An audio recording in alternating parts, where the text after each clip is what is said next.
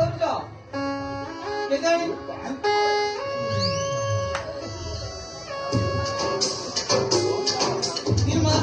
दुनिया कुआड़े गलानी माँ बाबू उठे जाई बसते जहार मन जो सेठी खावे तमार भोजी खाइबो भोजी खाइबो ताको बोली कपिला मन कराऊ किछि काम धंदा नहीं खाली समाज मीटिंग होया जबा के सुपर के जाऊ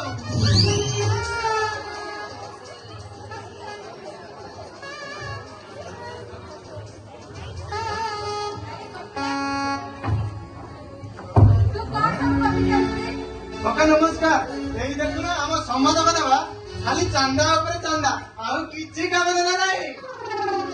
हमर भाई केते आसिलो काली एठी पहुंचली मोर सबटा अछि तो टिके मन हैला भाबिनी भूली आसी कोने बिना बारे छुट्टी नहीं आसी कका तमे तो पढ़ा शिखिता लोक काई ए समाज ऊपर पढ़ित कहलो आ सहर नहीं चाकरी करतो एटी सब बेकारिया लोक अछी यार किछि काम धंदा नहीं आ कोन जातिबाजी अछि ना कोन ए सब छोट छोटिया कथा परा अरे तमे माने मते कोन कहउछ मु पाठा पढली बाहर रही चाकरी करली बोली गाँव सभ्यता संस्कृति समाज भूली दिबे ना कोन ताछडा संगठनटी अछि बोली ता हमर एक निर्दिष्ट परिचय मत अछि हमरा जरा काम करा किछि नहीं से तम घरे गुलिगप करिवे समय बर्बाद करूछि अरे सेमाने के शिक्षक द के कृषक हेलेणी आ के जनप्रतिनिधि हेलेणी सेमाने निज निज समय रो किछि समय बाहर करी संगठन को समय दियंती बोली ता समाज बंदी रही ओ भाई कहला देखी तम पुओ गुआ आया समझनी बाहा देबो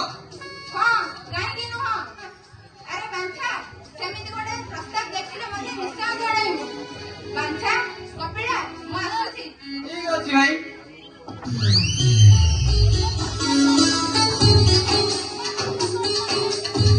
अरे ए कपिला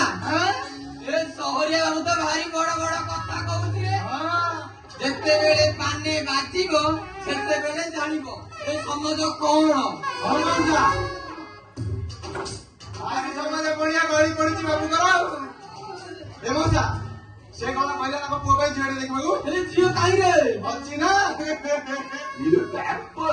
भला पाठ भला बुद्धि भला ज्ञान हेले भीतरटा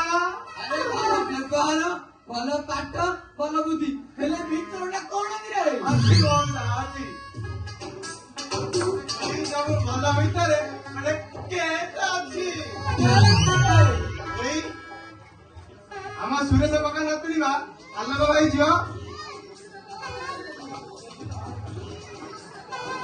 अरे सेठ झियो तो बाहर रही पाठ पढुची मु सुनिती भलो बुद्धि भी भलो व्यवहार हेले असुविधा कोन रे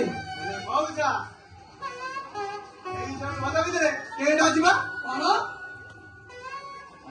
अछि ता को आ आलोक भाई रो जियो को जोड़ी देले भारी समाज कथा कहउची ना ठीक उत्तर पाइबो कहउता कहउता अरे से जोड़ी तो भारी भलो हेले असुविधा कोन रे ए मौसा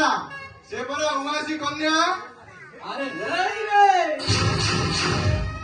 ताव तो बाय भारी बढ़िया हबो जेते बेले अघटना घटिबो ठीक बुझबे हमर कका भारी समाज कथा कहउची ना ता कोन कहउछ मौसा हां सहीया बरा आको ठीक ही पाना देबा बाउंस किणिबो पैसी बाजियो बाउंस किणिबो पैसी बाजियो बाउंस किणिबो मौसा अरे पैसी बजेबा मौसा अभी किणिबा ओ ताले ताले